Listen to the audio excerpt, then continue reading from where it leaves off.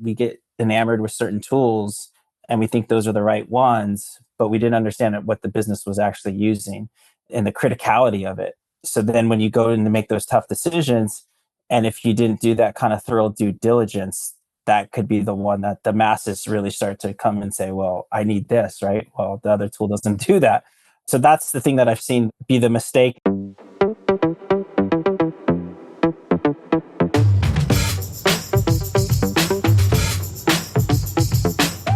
Hello, and welcome to SaaS Me Unfiltered, the SaaS management podcast, the show with give it to you straight, real life advice from pros knee deep in SaaS every single day.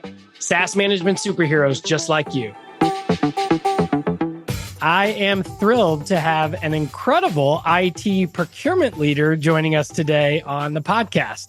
Our guest today has over 20 years of experience in the sourcing, IT technology, and software asset management space. He began his sourcing career in 2005 at Disney, where he found out that he really enjoys the tech space and technology in general.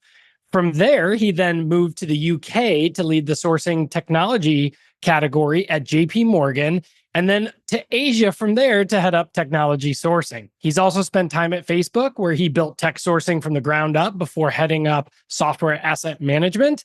So professionally, I think we could all guess that he's very focused and passionate about technology and driving value with cost savings with software asset management. Today, he's at Coinbase, leading the IT procurement and SAM space there.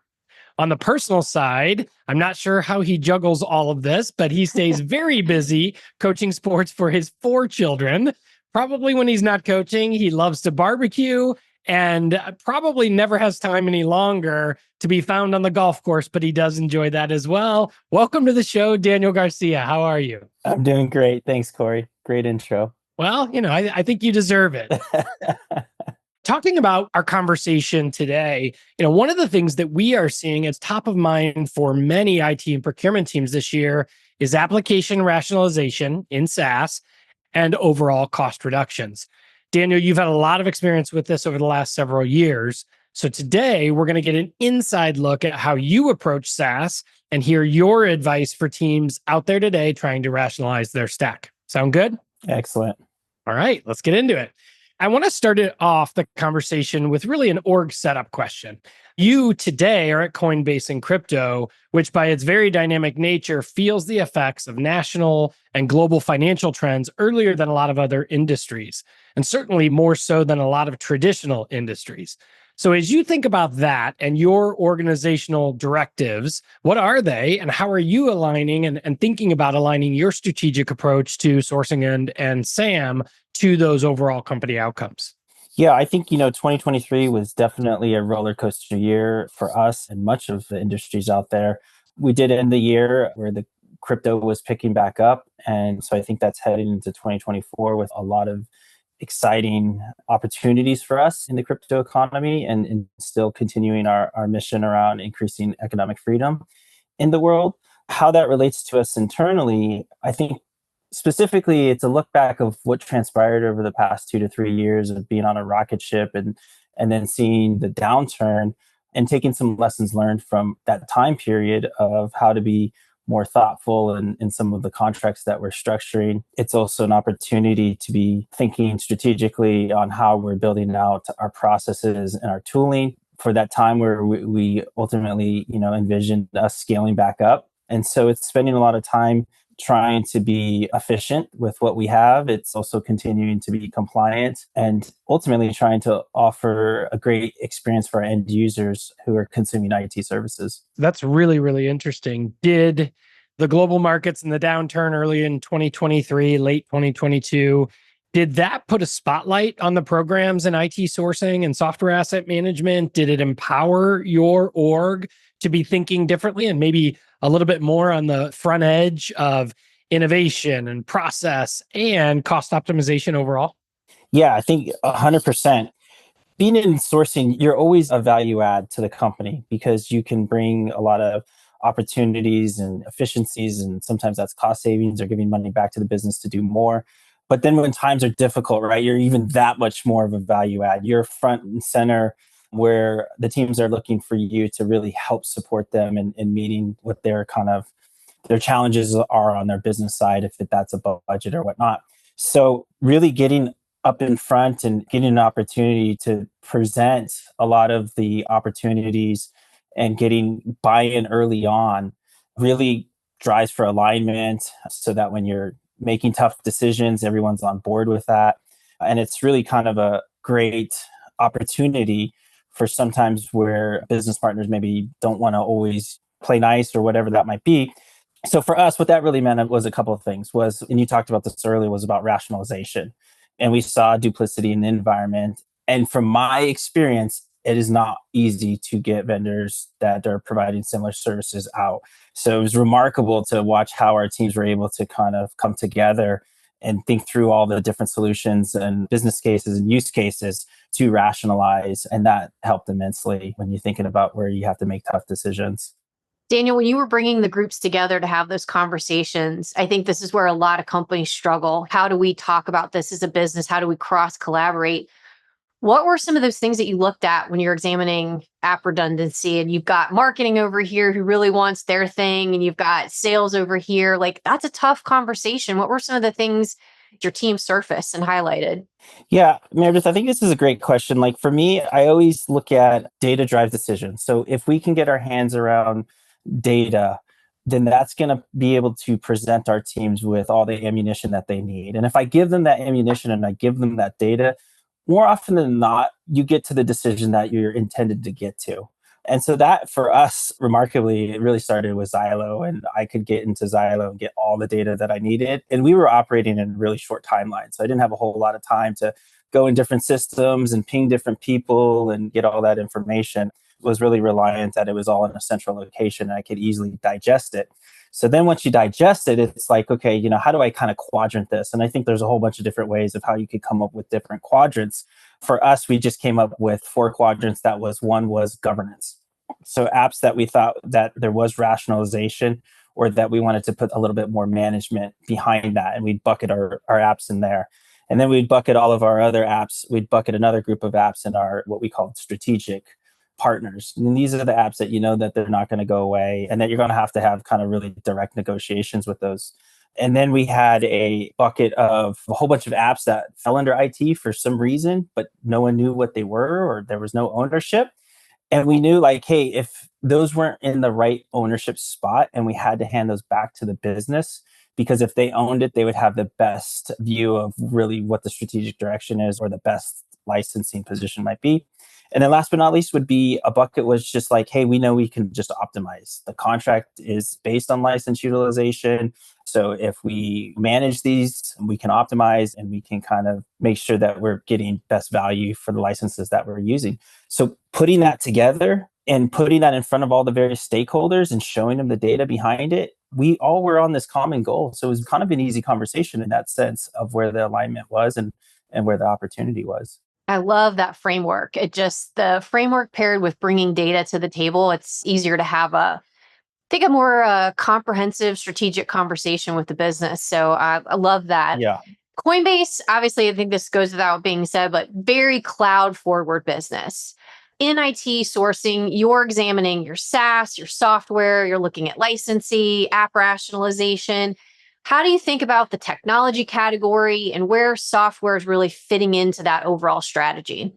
One of the great things I think about being SaaS forward and just pretty much all of our software sits in that space is I kind of still have this past where, the on-prems, the Microsofts and the Oracles of the world, and you always had this anxiety whenever they wanted to speak to you because you didn't know what your true-up was going to be and like how much they were going to get you for the licenses.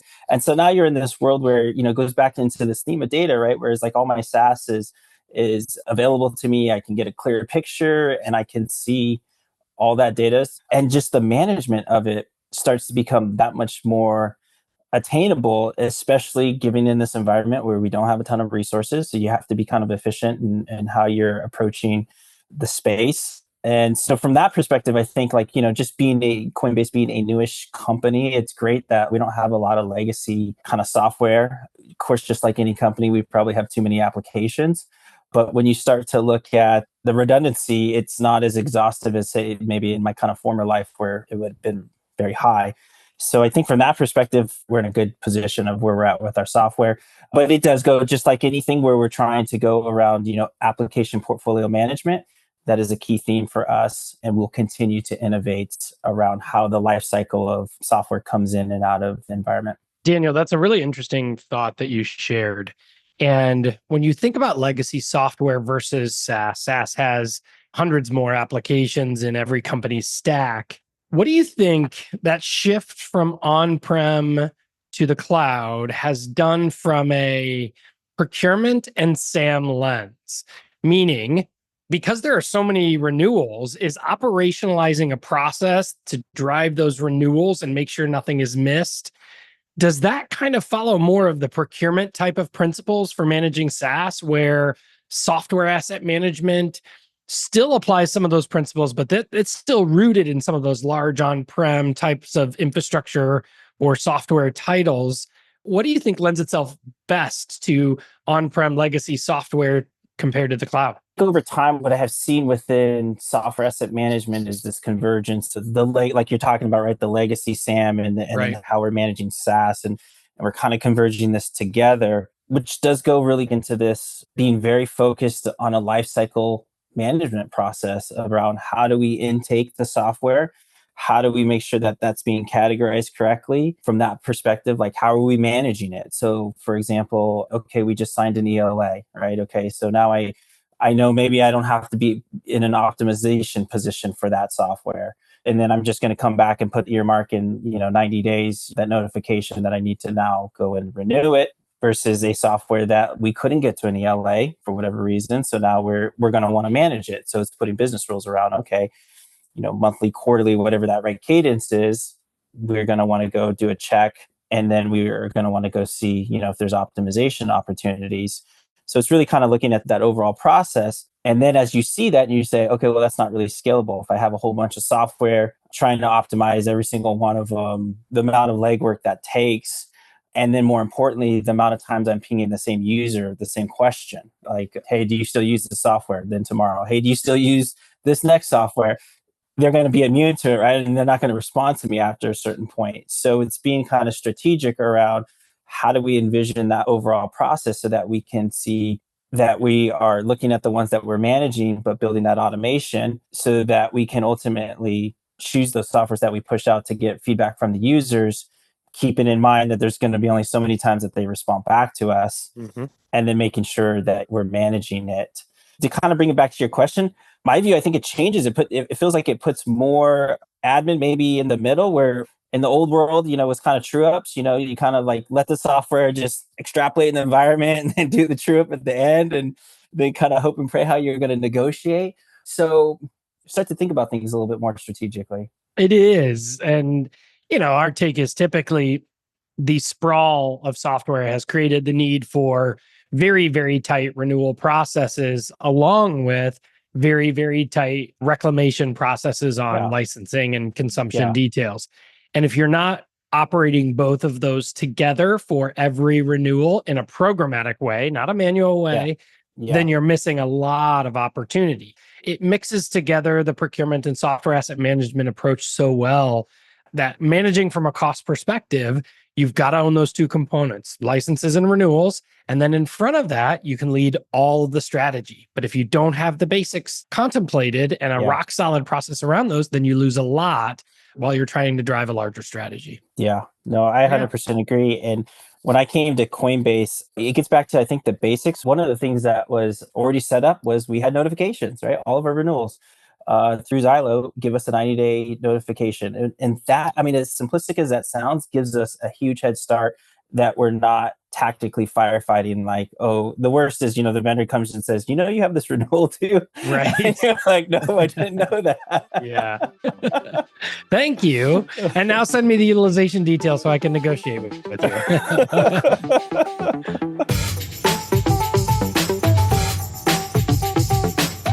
If you're not unlocking the full value of your SaaS, what are you doing?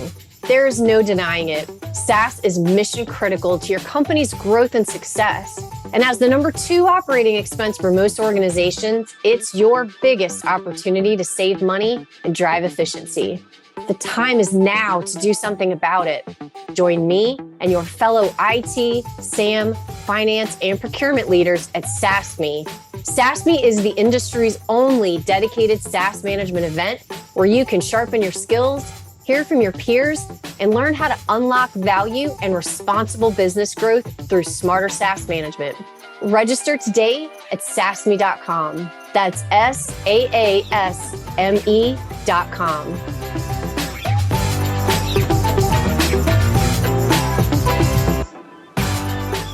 Daniel, in addition to Coinbase, you've had some amazing career stops at Disney, at Facebook, at JP Morgan. And I'm sure you've looked at this and gone through this process of looking to cut or reduce applications at each of those stops. What have you learned along the way? Are there blockers that some of our listeners need to look out for?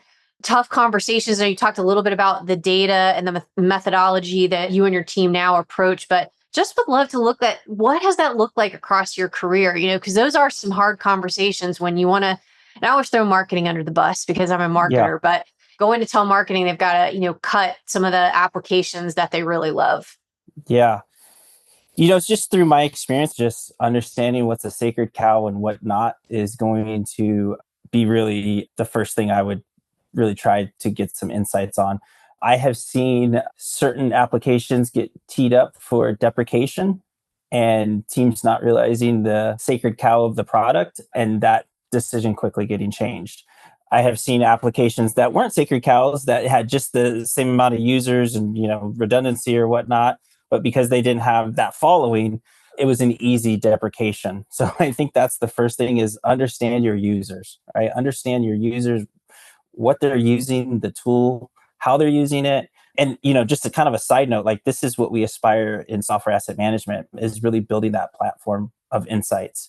And so that I can give it to the application portfolio managers. So I can say like, you think you know how they're using the tool. I'm just supplying the data to either validate that or you can use that as a means to maybe recalibrate on what your overall strategies are. I'm not telling you how to change your strategy, but I want to provide that data to you. So I think it's that same kind of thought process is just making sure that they have the data that really validates their assumptions and what their strategies are, because we sometimes get in these silos where we get enamored with certain tools and we think those are the right ones, but we didn't understand what the business was actually using and the criticality of it. So then when you go in to make those tough decisions, and if you didn't do that kind of thorough due diligence, that could be the one that the masses really start to come and say, well, I need this, right? Well, the other tool doesn't do that. So that's the thing that I've seen be the mistake. And then on the flip side, like when I've seen our teams do it here at Coinbase, I've just seen them thoroughly go through those so that even when people start to chime in and say, well, like this tool doesn't do it, it's like, well, here's the use case. Here's what it does. Here's how you do it. I'm giving you that option. You might not like it, but I am giving you that option to show you how I thought through your use case. You have mentioned throughout the show so far just some of the power around looking at the data and rationalizing some of the app purchases that a business has. Do you feel that is that the low-hanging fruit for a lot of businesses is just that strategy of app rationalization, really looking at those duplicative apps? Are businesses really missing out by not taking advantage of that and really looking there? The way I think about it is I get back to my quadrant strategy, and that you really kind of have to put each one of those softwares in that quadrant strategy to line up which one is going to kind of bring you the highest impact. So I kind of walked through in 2023, like what we did. Going into 2024, what was super important to me is where is the low hanging fruit, right? And sometimes it is the rationalization, but sometimes it could be, hey, there's a software that maybe we're paying a lot and there's competition in the market for that same software. And there might be more opportunity to bring in that competition because their price points are lower. And so now you're dealing with this aspect. Once again, we don't have a lot of resource. So I don't have a lot of time to go hold 5 different vendor meetings and meet with the sales teams and try to figure out, hey, can you give me a quote? But what now I can do is I can go in Zylo and I can do a benchmark. And I can easily see what the competition is compared to what I'm paying. So first off, I can see, well, am I even paying at market? And if I'm not paying at market, then I'm going to put that as the project. Okay, tee up for negotiation in 2024. And we think we can get X% based on what the market is telling us. Or I can also say like, there's three other competitors in the space and they're all offering it at 50%, of what the price is. There's opportunity. And then you kind of build that project plan together, right? And you have to do your kind of your analysis. Well, what's the cost to implement and the cost to change and all of that to figure out how does that stack up. But now in 2024, I can go in with a plan and I can say, here's what we're going to go attack. And still in these times we're managing our costs, finance loves this because we're going in and we're saying, hey, we think we can take efficiency off of this because our intelligence is telling us that we can go out and negotiate or we can competitively bid this solution. That is giving us an extreme advantage right now as we're going into 2024 around what the opportunities are. And the business loves this because now it's like, okay, we're going to give money back so you can do more in something else, professional services, hardware, wherever the investment might be.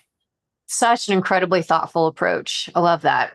It is. And I want to pick up on that because, Daniel, you're sitting in the seat where you have built and led procurement, you've built and led software asset management. And both of those areas, you mentioned it earlier. In SAM, you're looking to provide that license position report, the insights around the data over to your counterparts. In procurement, typically, that's a similar approach. Understanding where you're able to drive out unused waste, lower the overall cost. But license reduction is typically something that the app owner or that IT is involved with in most organizations.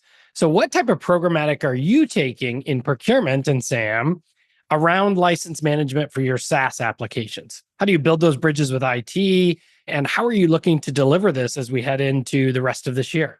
My strategy coming into Coinbase was one of, we are specifically focused on any application that IT pays for. So there's, of course, a whole bunch of applications that sit outside of IT. So to me, it's like, if I could build a robust process around how we're looking at managing those applications, I can then roll that out to the rest of the company. And this could be different models, right? This could be self-serve. Hey, I built this process. So in HR tech, right? You have your applications. This is how we're doing it. We built the workflows. We built the configurations. Now you're just applying it to your set of suppliers. Or this could be like, you know what? You just ingest those services, right? And then we expand it. So it's not trying to conquer the world, but it's just being like, hey, this is how we're doing it in IT. And we're being strategic about it. We're being thoughtful and we're bringing efficiency. Now we're offering it to the rest of the company and you can come jump on board. And the reception has been very positive. People are very interested in it. And so it's easy too, because it comes bringing us back into Zylo where I've just got one tool that I just have to bring them into, right? I don't have to be like, Right. Go look at your AP system, pull the data out of the console, look at your ticketing and kind of mesh this all together. And then you can kind of build our process. It's like, no, the process is all consolidated. It's all in one place. All you have to do is apply that now. So that's really kind of our strategic mindset of how we're thinking through it. And it's getting some good momentum within the company. Yeah, I would fully agree with that strategy. Building and delivering to IT as an early outcome, bring them into the fold, Right. And then leverage that partnership to really drive a unified approach across the organization. Yep. Stellar. I mean, that is the playbook. That's awesome. Well, Daniel, we always like to end the show with one sort of fun question. I'd love to know, across your career, what is the most surprising app or piece of technology that you have come across that someone expensed? Someone expensed. I will tell you this. At Facebook, we really struggled to get expense data. So I'd ask for it, right? I'd say like, okay, because it's part of the SAM playbook, right? Let's look at what's in expenses and see where there's redundancy and stop that. And so I'd get the expense report and it would say like, I don't know, Amex charge for software, or it would say Microsoft charge for software. So it wouldn't give me a whole lot of visibility to see applications. But what I could say is this, I guess, I don't know if it was fun, but we had a policy like, you couldn't expense applications, but they still did. But it was always fun to tell them like, that $1,000 app, you're going to have to pay for that out of your pocket because we're not going to expense it. Like that was kind of fun. But I think the other thing that I always laugh, but it's seeing the applications that you already have available. Yeah. As offer, and people are still expensing it. Like I kind of get a chuckle from that. That's a good one. And also one that we see in every single customer. There's always the applications where you've got people expensing or even cutting their own purchase orders outside of the corporate ELA with no knowledge of that coming together. Early insight. Totally happens here too. Daniel, this has been a fascinating conversation.